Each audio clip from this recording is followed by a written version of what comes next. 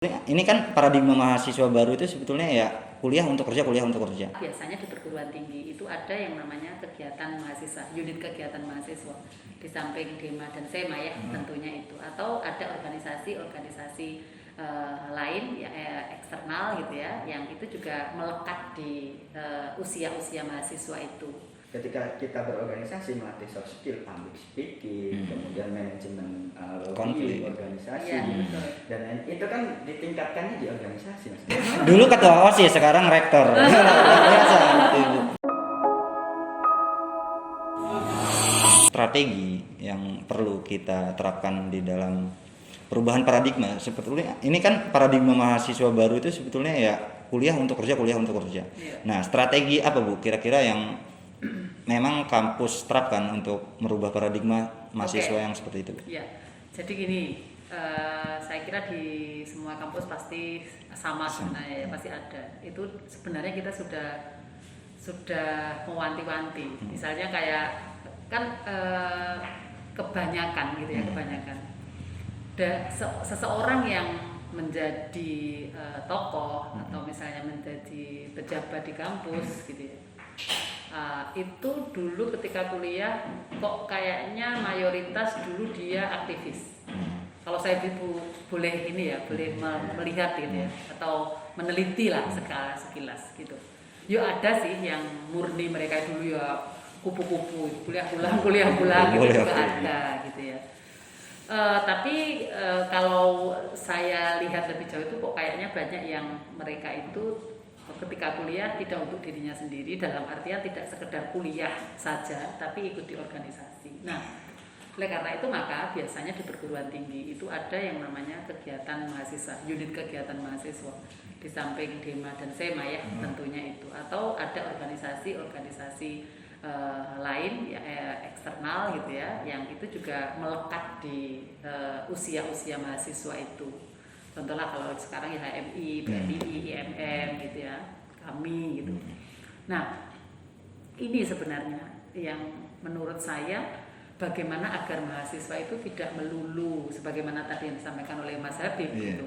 Jadi hanya menerima akademik saja gitu ya, tapi juga mendapatkan keuntungan dari non akademik ketika dia kemudian bergabung dengan kegiatan-kegiatan itu. Nah, maka dari itu salah satu strategi kampus itu ya dengan adanya itu menurut saya. Jadi saya masih ingat meskipun dulu gitu ya pengalaman saya secara pribadi, memang saya orang yang suka kumpul-kumpul dengan teman-teman gitu ya, istilah organisasi itu kan kumpul-kumpul itu ya.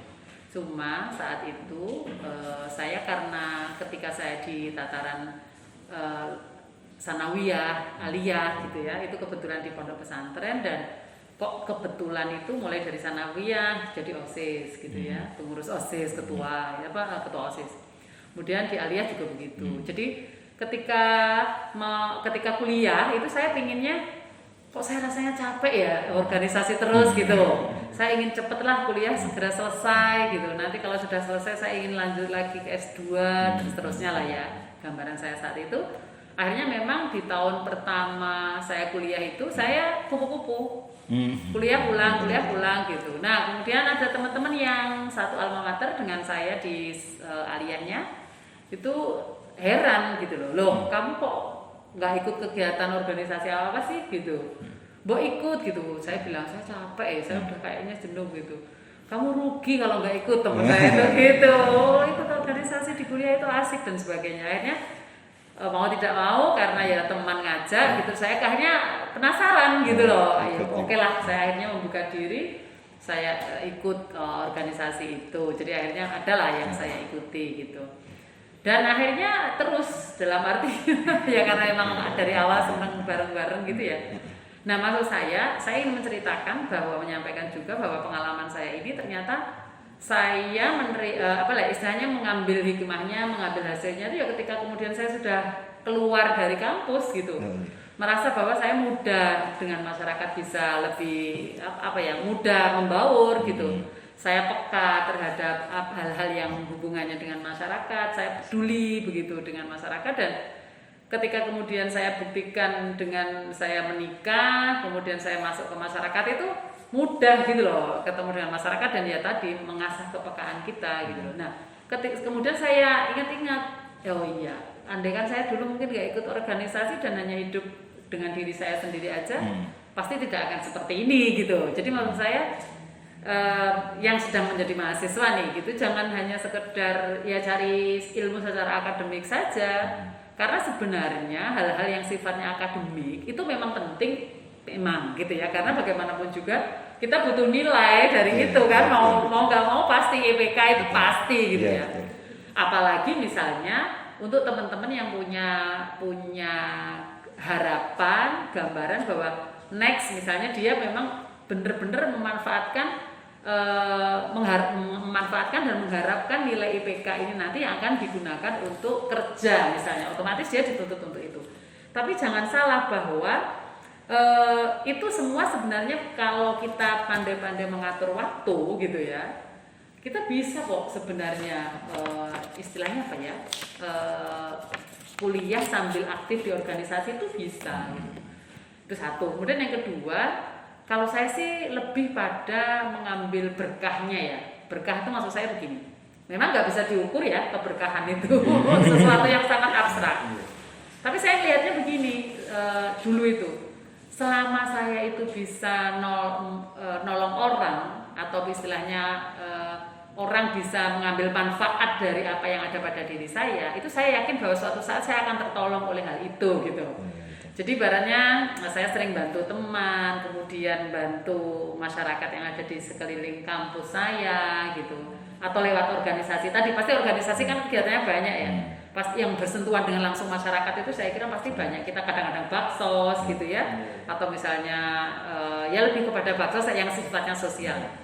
Itu bagi saya itu wahana untuk bagaimana kita meningkatkan kemandirian, meningkatkan kepekaan, dan itu hasilnya positif untuk masyarakat, ibaratnya bukan untuk saya sendiri, dan saya akan mengambil keberkahan dari itu gitu loh maksud saya. Saya yakin bahwa ketika kita melakukan hal baik, suatu saat pasti kita akan panen gitu ya, panen dari hal baik yang kita tanamkan itu. Maka mungkin memang saya S1 nilainya nggak terlalu bagus sih ya, jadi karena memang pertama saya memang tidak begitu pinter gitu, tapi yang jelas saya ingin bahwa hidup saya itu manfaat gitu. Jadi saya ingin bahwa selama saya bisa bermanfaat bagi orang lain dengan cara apapun, misalnya salah satunya mungkin dengan organisasi, maka saya ingin lakukan itu semua. Tidak hanya sekedar nilai dalam tanda kutip gitu. Saya pikirnya begitu.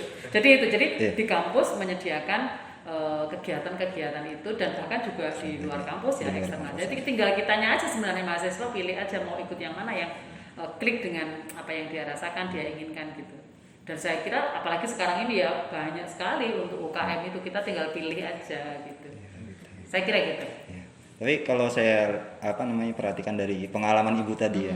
Jadi memang apa yang kita rasakan dan kita dapatkan saat ini tuh tidak terlepas dari track record sebelumnya. Oh, iya. Dulu ketua OSIS, sekarang rektor. Luar biasa.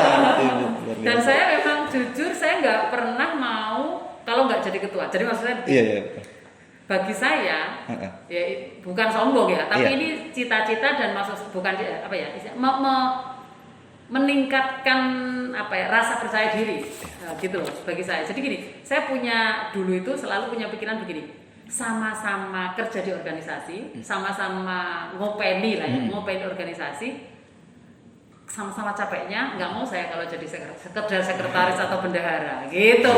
Jadi, tanggung sekalian jadi ketuanya. Makanya saya capek sebenarnya jadi ketua itu, sekarang jadi rektor gitu.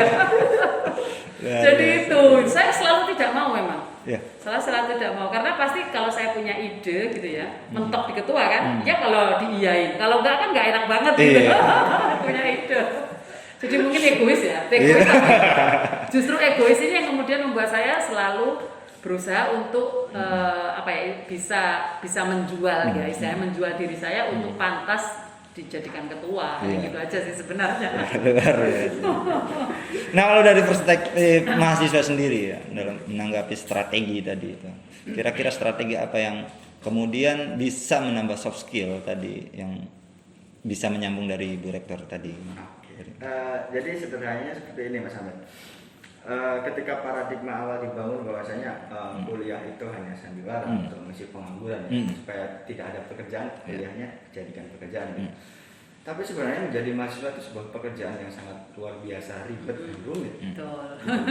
Tapi sangat disayangkan bagi mahasiswa baru terutama ya, ketika berubah title-nya menjadi mahasiswa itu hanya disibukkan dengan urusan akademik. Padahal urusan akademik itu sebenarnya bukan sepenuhnya di kepala kita. Ada sisa-sisa kepala kita ini yang seharusnya bisa diisi lagi, termasuk pengembangan soft skill, organisasi, public speaking dan lain-lain. Seperti kita ya kayak Bu Evi tadi ya, ketika dulu juga tidak disibukkan dengan akademik saja, tapi disibukkan dengan organisasi. Ketika kita berorganisasi melatih soft skill, public speaking, kemudian manajemen konflik, organisasi, dan itu kan ditingkatkannya di organisasi, Mas. Gitu. Dan saya juga di kampus pada umumnya juga ada kegiatan mahasiswa yang kemudian itu menjadi organisasi internal kampus. Cuma kebanyakan yang saya ketahui UKM ini dia menaungi bakat minatnya. Jadi misalkan seni tari nih ikut UKM ini gitu, reok dan lain-lain. Kemudian ada yang hadrah, musik, kemudian teater dan banyak lain olahraga. Itu bagian daripada pengembangan soft skill. Oke, salah. Cuma ada sesuatu yang belum menyentuh daripada UKM itu, yaitu ke masyarakatnya. Ya ini yang menjadi tridharma perguruan tinggi untuk menyentuh ke ranah masyarakatnya untuk meningkatkan kepekaan mahasiswa kepada masyarakat. Ya memang organisasi yang harus diikuti oleh mahasiswa baru terutama itu ya bukan hanya internal, eksternal pun diikuti. Dan jangan takut bahwasanya itu nanti akan akan sibuk dan mahasiswa gitu. Dan sangat nanggung sekali kalau hanya disibukkan dengan internal kemudian akademisi saja. Kalau kata Bu Evita tanggung. Kan gitu, ya. Sekali jadi mahasiswa semuanya dapat gitu. Bukan hanya cerdas, akademisi, skillnya dapat gitu. Saya rasa untuk tugasnya yang pertama ya saya garis bawahi Mas Anda. Yang pertama di perguruan tinggi terutama pengajar akademisi kemudian dan stakeholder-nya gitu ya. Bolehlah kita mahasiswa itu ditanamkan IPK harus itu. Saya sepakat IPK baik. Kemudian kuliah tepat waktu, ya itu harus. Itu yang pertama. Cuma jangan hanya ini gitu. Sehingga paradigma mahasiswa baru kan mahasiswa baru ya namanya masih belum tahu apa-apa, ditakut-takutin ini, kemudian IPK-nya nanti juga dapat pekerjaan, IPK itu bisa ngambil pekerjaan dengan mudah dan enggak gitu juga kok. Ada sisi lain untuk melihat gitu. Dan bahkan itu hanya kalau kita lihat indeks kebutuhan fresh graduate untuk mendapat pekerjaan ya IPK itu hanya masuk nggak 10 besar loh malah. Justru skill komunikasi, kemudian skill berorganisasi, terus memanajemen konflik, misalkan ada konflik, cara menyelesaikan gimana itu kan itu yang penting. Gitu. Jadi sekarang ini bagaimana mahasiswa baru itu perspektifnya itu juga jangan takut hanya sekedar kuliah, mata kuliah ada tugas dan jangan takut, itu ringan. Dan itu sebenarnya memang tujuannya itu. Tapi maksud saya ketika tujuannya itu ya itu pasti harus tercapai kan. Nah gitu loh. Sisi lainnya juga harus ada lagi. Rugi kalau hanya dapat itu. Gitu kan. Rugi kalau hanya dapat itu ya. Iya.